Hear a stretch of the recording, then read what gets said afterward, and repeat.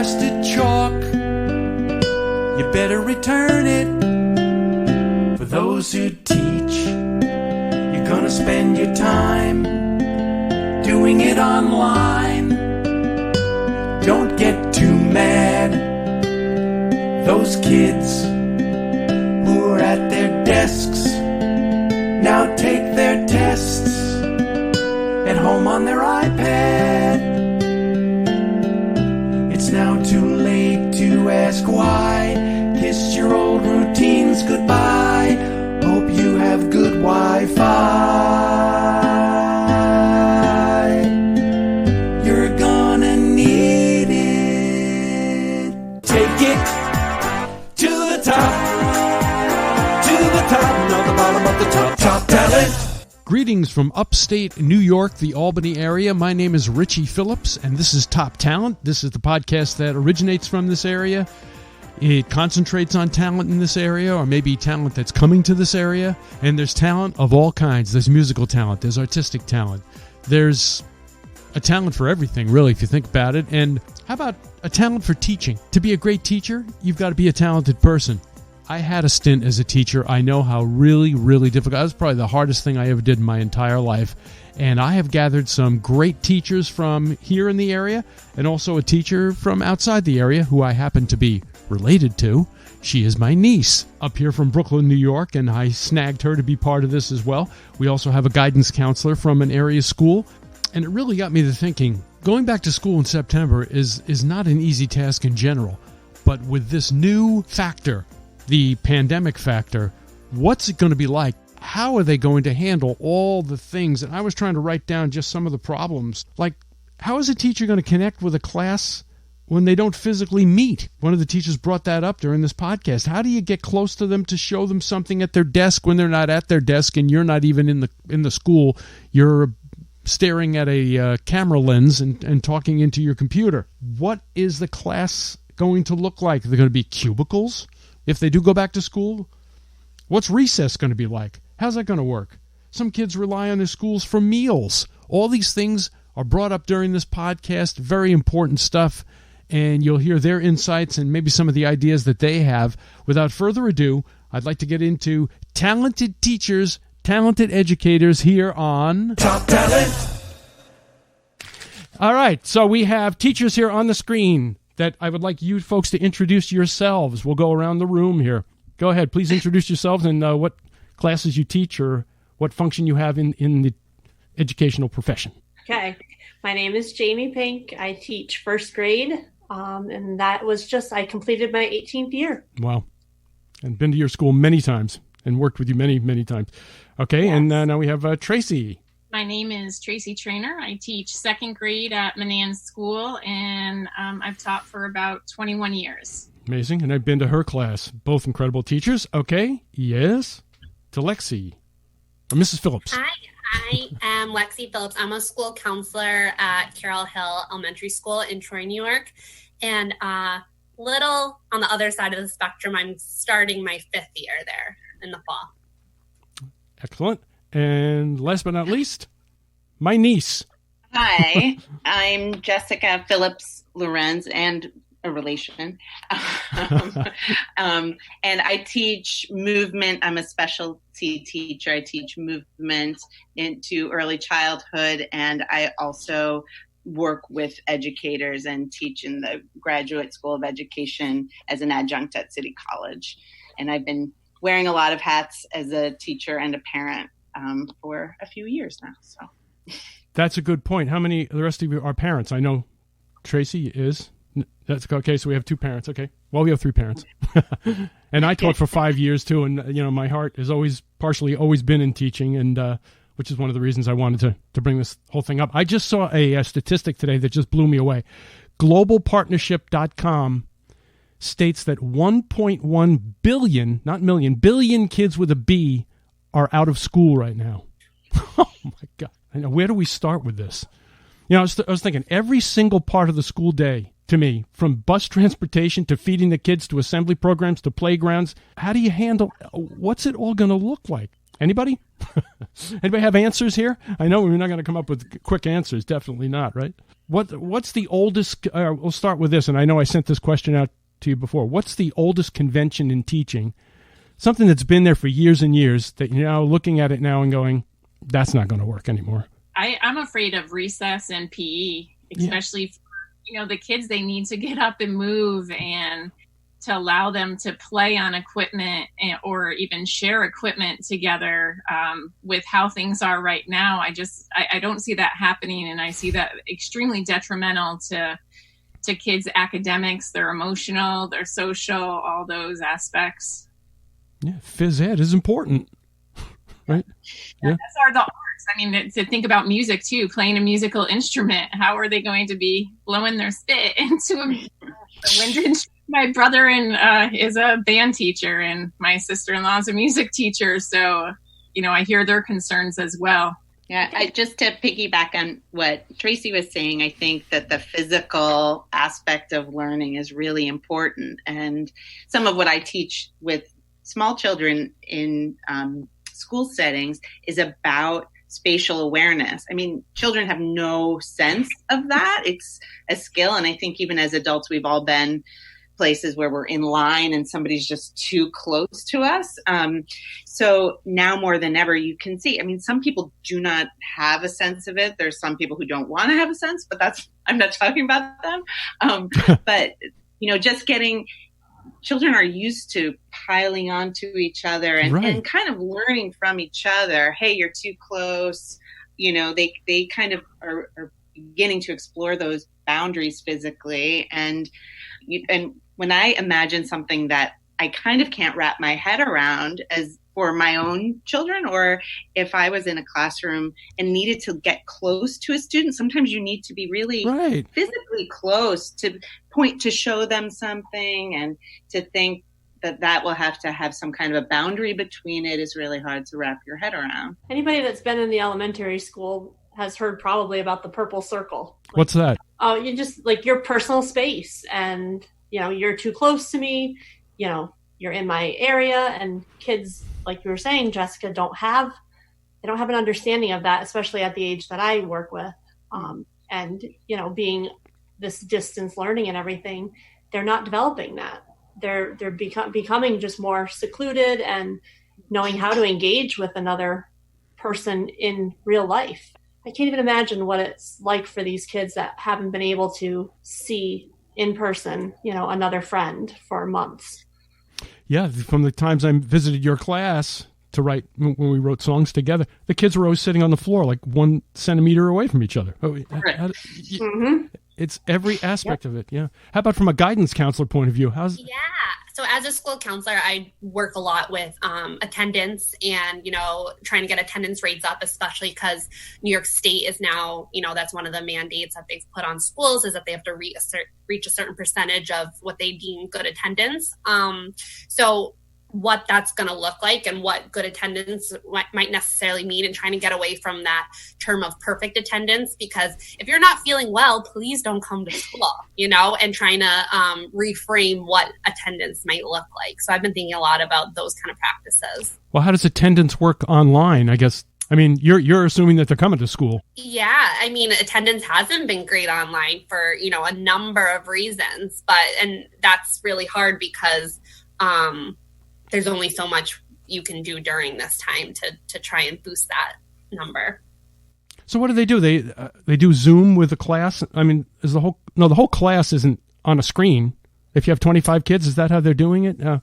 No.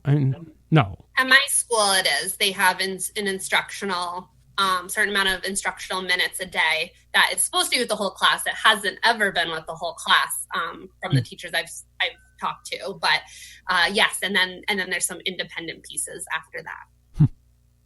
The New York City DOE, which my children go to a New York City public school, there was an issue with Zoom in terms of security. Yeah. So, and there's also some liability around teachers kind of leaving the room or they're using Google Classroom, and they would take attendance by question of the day. And then, it's so much about it's not even, I mean, there's so many challenges.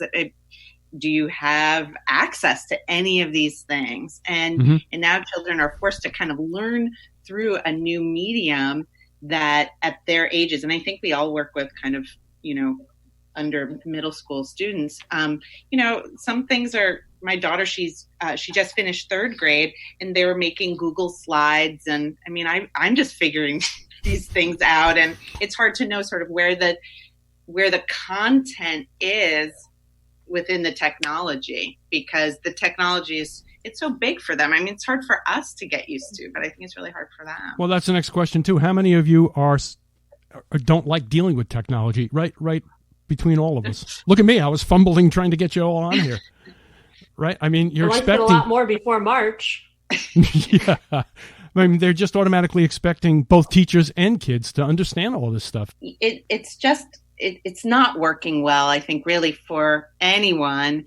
And it's hard for parents who are, if they're fortunate enough to have their job still, to be basically, you can't have a kindergartner just alone. I mean, they're not going to have the attention span to sit and do at the computer. They're really not as beings designed to do that. And so but we would find, my husband and I was working, teaching from home as a specialist, teaching via Zoom or Vimeo to my school. And my husband, who was furloughed, which was, a plus. The plus was he could work with our own kids. The negative is that he was not working. So he was kind of primary teacher with our own kids. But I mean, we would say all the time, if we were both really working from home, it would be impossible to do. And I don't know how I don't think anyone's doing well right now in this world. But I was picturing another facet of teaching. We're talking like assembly programs. Even that's a learning experience for kids too, right? How to behave in a group setting, and that's not going to happen because they're not going to allow assemblies and eating at lunch together, and there's no togetherness, right, Tracy?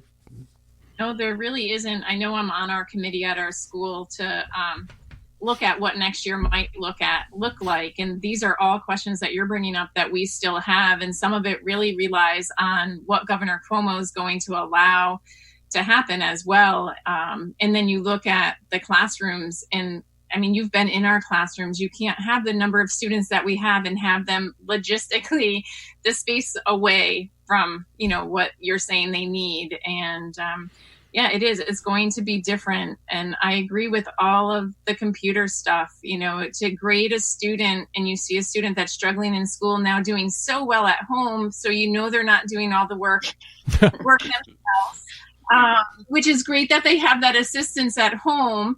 And then on the flip side, I had some very bright students that they just weren't showing up. They just weren't doing their work. And along what Jessica was saying, both parents were working from home. They couldn't check on the 2nd grader, to make sure they were getting on, and the brother's sleeping until whenever and doing his work at night. So it really is, I don't see how it's going to work. And having a kindergartner at home that once in a while would be like, you like the kids in your class better than you like me. You're spending more time with them. And I'm like, okay, let's schedule lunch. How about it? Go over that, so it's hard because people are like, well, you're a teacher. It has to be easy. It wasn't easy. It wasn't. I was still learning Google Meets. I had never used Google Meets. Right. As far as some of the other stuff, Google Slides, we did have our kids doing a little bit of that, but it was with the librarian, in school, and all like, here's the directions, do them at home. So it is, I think it's going to be a challenge no matter what for everybody. And then to figure out, our special needs kids that need that closeness, they need those hugs, our sensory kids that are looking for a lot of that stuff. I find it hard. Those are the things that when we asked, we were fortunate, both myself and the other 2nd grade teacher, to get our classes together a lot on Google Meets, and a lot of them showed up. And when you asked them what they missed the most was hugs, seeing their friends, handshakes from their friends. We would do a morning meeting and send a greeting. They're like, but I miss shaking my friend's hand. I miss the elbows. They miss the high fives. So to go back and be like, hey, stay away from me. You're not allowed to hug me. Hey, stay away, when you see a kid that's struggling so much. It is hard. And we've done, and as I'm sure everybody on the screen has, independent meetings with certain kids that their parents said, hey, they're struggling. So we would set up meetings or talk to them on the phone just to try and talk to them, because emotionally they were struggling. I didn't care about the academics. I cared about the emotional side of it, because if you can't do the emotional and you're not okay that way, I can't expect you to sit and add or read or comprehend. And I think that when we go back, that's one of the big things counselors like Lexie are going to be overwhelmed with, more students coming than they had before, because it's been months. Yeah, piggybacking off of that, that is one of the things I'm obviously thinking about looking ahead, is that rebuilding those relationships and the school culture with the parameters that are going to be placed on us, what that will look like, but just what we're walking into if we do in the fall. Just not only the pandemic, but everything else going on in the country, and, the trauma that certain families and students have been facing, whether it's from the pandemic or other things or both. And add in the fact that for the last third of the school year, the securities that school or the supports that school might be bringing have been essentially wiped away. So what we're going to be walking into in the fall, How many of you are, as far as teaching is concerned, traditionalists, like believe in the old school of memorizing and that type of thing, and feel that even that kind of stuff is going by the wayside? I mean, can you still employ traditional teaching methods doing it this way too? I mean, don't you almost have to relearn how to teach? In some ways, because you're using this new interface. I mean, we're used to turning to the left and grabbing manipulatives and throwing them out on the table. And, right. It's all right there in front of you, or turning to the board and writing something. Right. I mean, there's definitely a lot of scrambling when you're trying to interact and they can't see what you've written down. I mean, because we were a Seesaw. We used Seesaw with the little kids, and we used Google Meet. We did not use Google Classrooms much, but I am more interested in seeing if that's something that we can use if this comes to be in the fall again, because I have heard good things about it. But yeah, it was a whole new learning experience for us. So the traditional way to me was basically gone. And what percentage of your time has been dealt with the technology itself and getting it to work? And I think it went back to what Jessica said. I know one of our teachers was having technical difficulties. So her screen kept shutting down. Well, the kids were on, and it took a parent stepping in and another child being like, we don't act like this when she's on. Don't be doing this now. Sit and wait for her to come back on. And finally, she's like, we're done. Everybody needs to sign off. So the glitches of kids being able to stay on when we got off a meeting, right, figuring that out. Our IT people figuring out how to put certain blocks on, but yet open others so you can still have access. It's challenging. It's a lot of time. Yeah, it's funny. I mean, kids kind of are figuring things out in a new way. Like my daughter and her friends, they seem like they're kind of involved, and then I'd walk over and they figured out how to chat to each other, which is like passing notes. But, so in a way, I think, well, at least they're learning how to type, at least it's something. Yeah. But yeah, I mean, I feel like, at least from what I'm observing in our family and what I'm hearing from friends, is that the last few months hasn't been a lot about learning. It's just, we're all getting through a very challenging time. And I think the most important thing is just the social emotional stuff as best we can as parents and educators and people. Yeah. Everybody's doing their absolute best right now. Oh, sure. That's right. And Cuomo, I'll put in my 2 cents. I think he's done a fantastic job as far as the pandemic is concerned. But he has made a couple of comments saying, almost like magically, schools are just going to have to be online. He didn't basically said that, right? And I'm like, well, you haven't been to a school in a while. It doesn't work that way, right?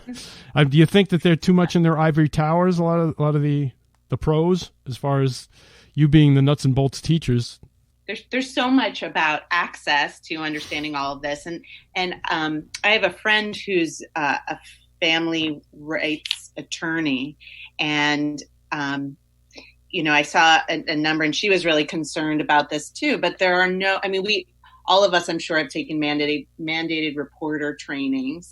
And that there are a lot of really vulnerable kids out there who need more eyes on them too. And, school is sort of the interface of everything in our culture. It's where we can have the opportunity to help each other, I think, truly. And so to think that I saw this statistic, and it was something like in New York City, it was like abuse and neglect cases, reported cases were down 51%. And that doesn't mean that those things aren't happening. Mm-hmm. It means that there's not a school nurse or a teacher or somebody who's saying, hey, something's not right here. So, I mean, for just on that very sort of, that's an extreme level, but for the governor to say, oh yeah, this is great, everybody just log on to your meetings, when it's like there are some kids who are in severe danger being at home and it's not safe for them. And not even the like black and white of a child being in danger, but even, that idea of having eyes on a child and saying, okay, something's going on. What supports does this family need? Because I have found that it's been such a barrier to be able to make those referrals and kind of get to know a family better, because everyone is, like I said, everyone's doing their absolute best right now. They're not looking to have one more phone call and one more meet when they're doing that all day long, All right, we're going to do a little like role playing. You are the principal of your school or a school. Let's pretend it's a completely new school. The school's opening in September. You have an idea that you are just dying to implement. What do you think you have in your head that might work and you're just dying to get going? Anybody? I really want standardized testing to go away. I have before this year happens. I think now's the time. Let us slide in those portfolios, start really teaching kids, where they're at, and not saying, well, I'll teach you like this all year, but then you're going to have to take this test that's way above your head. So use these portfolios that how much kids truly are growing and where they're from, especially now, a lot of kids didn't have that support or the resources at home. So they are going to be behind, even if at school, maybe they weren't as far behind. I think it's caused a bigger gap between our students. So I want to see those portfolios put in so we can grade kids on themselves, being themselves and what they accomplish throughout the year, instead of on what people sitting in an office that haven't been in a classroom in a very long time are making up for us to give to kids. Yeah, but I hate to say it. Now I'm thinking of it. Don't you think it's going to go the opposite way? Because they're going to be so worried that all these kids are at home learning at different rates. They're going to try to come up with something standardized. I really think that for the next couple years, they might not, until the catch up happens where they feel that the students have kind of caught up to what they've missed. Okay. And then I do kind of agree with you. Maybe then we need to sock it to them. And, right. These teachers are really teaching, so maybe at some point, but I do think that right now it's going to be more, they know that they didn't have it. So let's figure out how to catch them up. Okay. Is my hope. Okay, good. In my school that you said I could create. That's right. Now you have to patent that idea so none of the other teachers here steal it. Okay. I don't care. They can I'll borrow that. All right. Who else has another idea that I can shoot down? No, I'm just kidding. For me, again, going back to how that relationship building is just so important. So kind of putting the academics to the back burner for a minute until you can recreate that solid foundation. Like I believe it was Tracy said earlier, good luck getting to the academic part if the social emotional needs aren't being taken care of. So really driving home the point that we are still here, we are there for you, no matter what, and kind of reversing some of the damage that's happened over the past 6 months come fall. I think one thing, thinking about what you said, Lexie, about the relationships that we all need to establish, is one reason it may have worked better for the past, 3-4 months, is that we already established that classroom community. We had that all together. We knew each other. But to think of starting in the fall with a group of kids that I've never really met, I guess I would hope if we are not in school in some type of in-person, they allow us to have some type of group meeting, some type of safe distance, but bring us together so we can see face to face and meet each other and start to build some type of classroom community, because I think that's essential to back to the way we were able to interact, online. What a great point. I didn't think about that. You're not going to meet your class in the fall. I mean, I met them. Yeah. We tried physically meet them. at the end of the school year to do it, via Google Meet, but it doesn't take the place of sitting around, even if we have to go into the playroom, spread way out, a class at a time for a half hour. I don't know.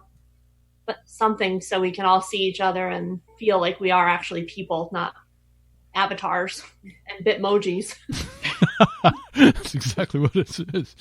Just that reminded me of something. I think that all of us as teachers, we have a skill of being able to walk into a classroom or a room and kind of read the room. Mm-hmm. And you can learn from a child very quickly, just what's their energy, their temperament, what kind of almost their little, I don't know, their little personalities. You pick up so much more than from the screens. That what you were just saying, Jamie, reminded me of that. And imagining meeting children for the first time in the fall through a screen feels unbelievable.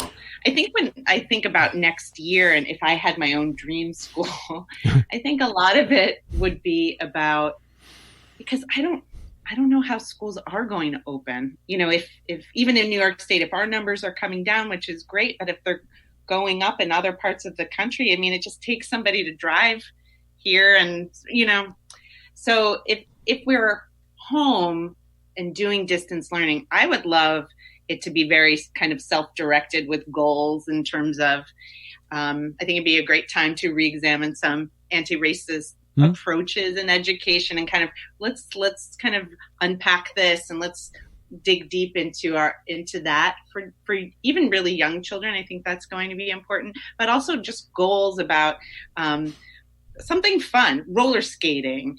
What do you want to learn about that? Maybe just exploring one thing, pick one thing that a child is actually interested in and let them sort of direct their learning, which is more that homeschooling model. But I agree to the testing, they're not going to be able to.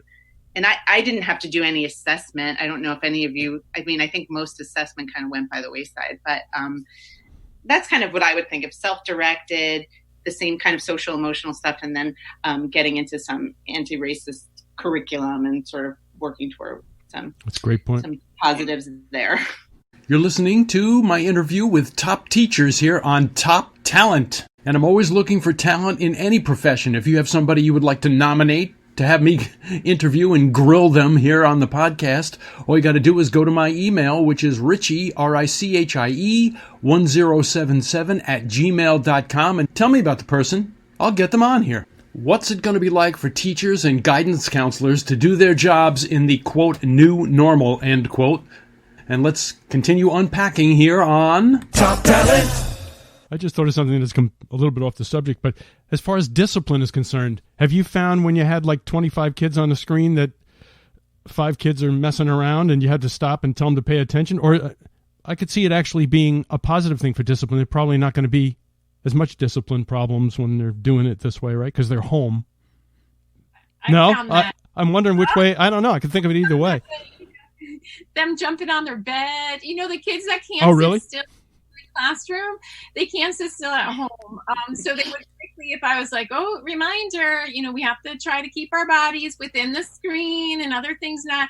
It would quickly go to like their name or, something, a picture that they had put up. And I'm like, I know what you're doing behind. You could hear like a little giggle or something. Oh, yeah. So try their best as they do in the classroom, but there definitely were still some of those. And I think there were also some kids that were a little nervous. Mom and dad are over my shoulder listening. Well, yeah. They're in the classroom listening to what I say. So some of my kids that were a little bit more open in the classroom didn't say quite as much when they were at home. So it was interesting to see the opposite as well. Yeah, because I was picturing the parents sitting right next to them saying, pay attention. But no. Yeah. That would be me with my son. Listen to what your teacher's saying. Right. But then some are using you as babysitters and they're in the other room completely, right?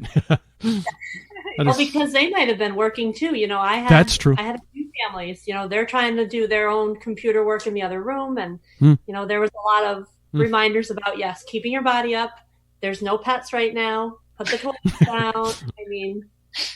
And yeah, it's the same kids in school that had a hard time. But I think it was easier for them in school because you were right there. Like Mm-hmm. you weren't just a voice, you weren't just, somebody moving around on their screen. You were there. And yeah, it was challenging for them, but you could limit the distractions. They could read your body language. Jessica, like you were saying, the whole body language thing doesn't translate over a screen.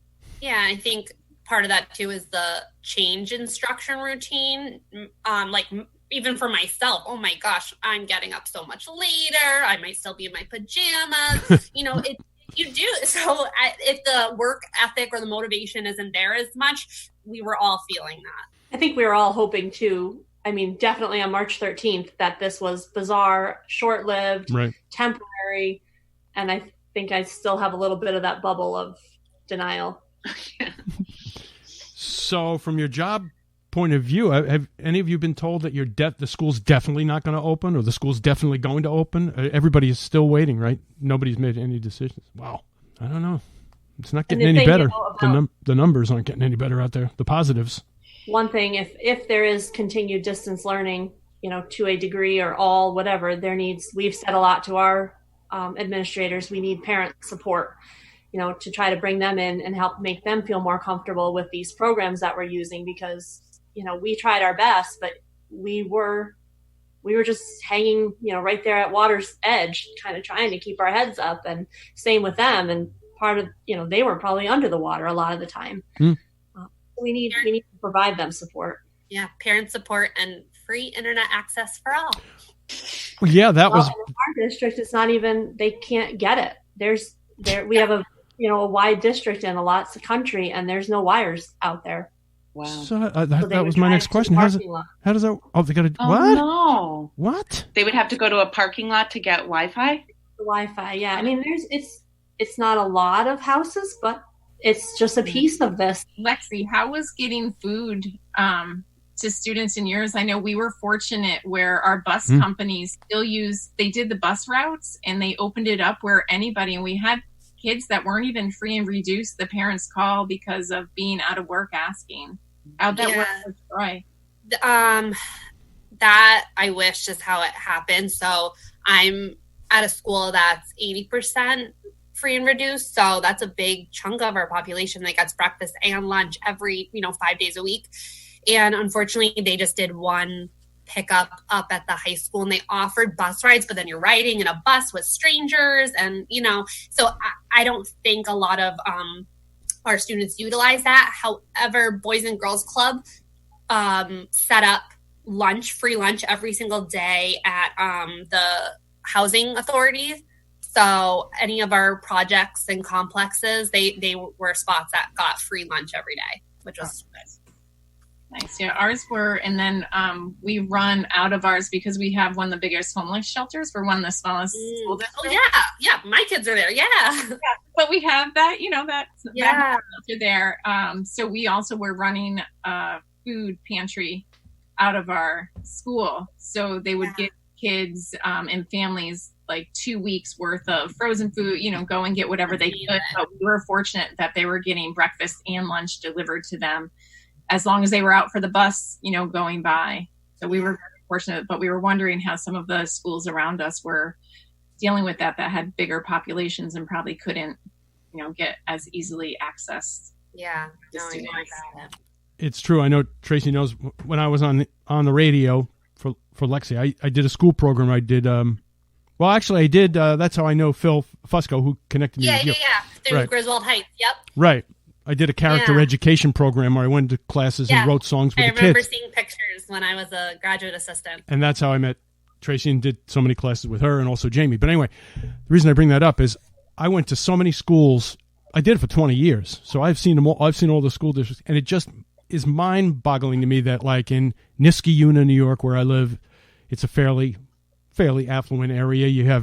Schools have whiteboards and all the technology. And then I went into Schenectady, and the teachers were buying their own supplies. I'm like, what? It was, and that school's 5 miles away from Niskayuna. Just the lack of uniformity. Yeah, the budget cuts have been hitting schools like Troy especially hard. Right, Troy too. our population in Texas. So we're fortunate. I mean, we just had to cut our entire reading specialist at all levels. Gone. Yeah. Because we won't need that in the fall, so. They'll say at our school they didn't cut positions, but they have, as people have retired, they haven't fully replaced them. Attrition. Mm-hmm. And then they're trying, University of Albany, use their grad students as interns, but handing them these poor interns. And we're so grateful. We've had wonderful, here's your caseload. What do you mean your caseload? Like, they're still learning. They're here to learn. Yeah. So it is, it's difficult. I can't imagine being in the city schools. No, and people that went to school with, their counseling positions are cut. And I was like, I get it. Like, there's nowhere really to cut. So it can happen, but I would not want to be in that school district to put more on the teachers come fall without that social emotional support. Right. I remember going to one school, I brought my keyboard in there, and at the end of the class, the teacher said, "You know what you just did?" And I said, "What?" Because you just did our music program for the entire year. That always stuck with me, and that was before this whole thing happened. I know, and that's the hardest thing, is that all the inequities in our public school system are vast, and they really are showing their true colors. That right now, even in New York City, I mean, it varies by neighborhood, and they're very segregated in a lot of ways based on neighborhood schools. But it's really. Oops, you froze there.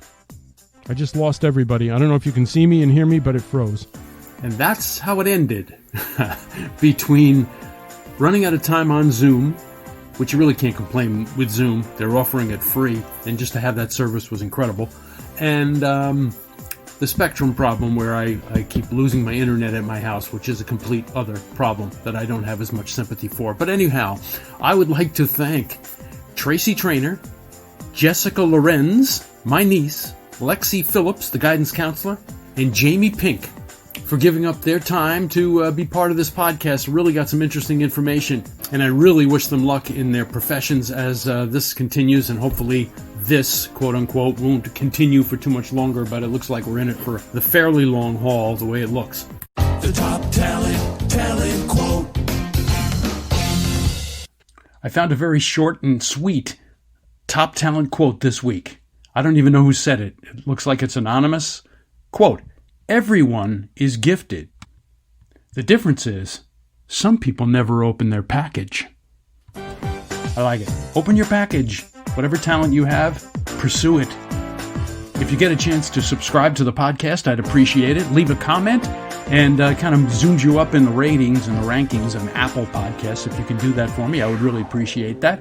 I do these every 2 weeks. I will see you in 2 Tuesdays here on Top Talent.